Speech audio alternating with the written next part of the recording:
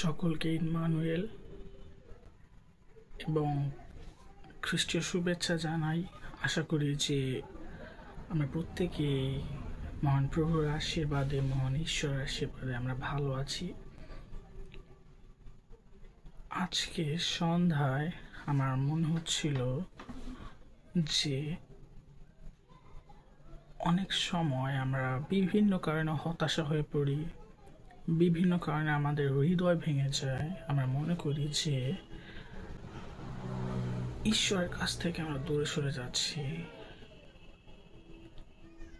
আমরা মনে করি যে ঈশ্বর আমাদেরকে ছেড়ে দিচ্ছেন,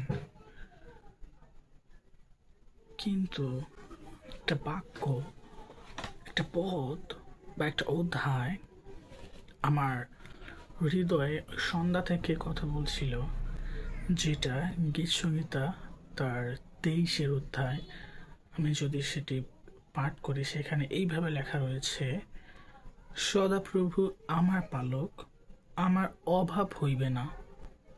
তিনি তৃণভূষিত চরণীতে আমাকে শয়ন করান, তিনি বিশ্রাম জলের ধারে আমাকে চলান, তিনি আমার প্রাণ ফিরাইয়া আনেন, তিনি নিজ নামের জন্য আমাকে ধর্মপথে গমন করান। যখন আমি মৃত্যুর ছায়া উপত্যকা দিয়া গমন করিব, তখনও অমঙ্গলের ভয় করিব না, কেননা তুমি আমার সঙ্গে সঙ্গে আছো।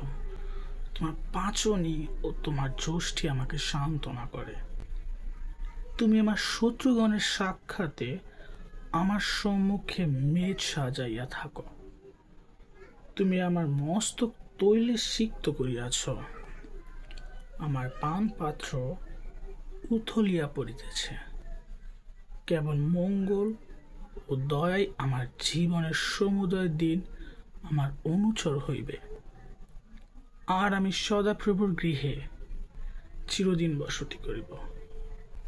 আমেন। খুব সুন্দর বাক্য, খুব শক্তিশালী বাক্য, যেটা ঈশ্বর আমাদের মাঝে সেই দাউদের মধ্য দিয়ে তিনি দিয়েছিলেন।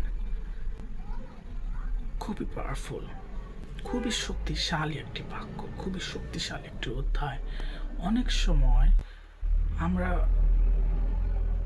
ভেঙে পড়ি, চিন্তিত হয়ে পড়ি, হতাশায় ভুগি, কিন্তু 4 পদে লেখা রয়েছে, যখন আমি মৃত্যুর ছায়া উপত্যকা দিয়া গমন করিব, তখন অমঙ্গলের ভয় করিব না। আমেন। সকলকে ধন্যবাদ, ভালো থাকবেন। ঈশ্বর আপনাদের প্রত্যেককে আশীর্বাদ করুন।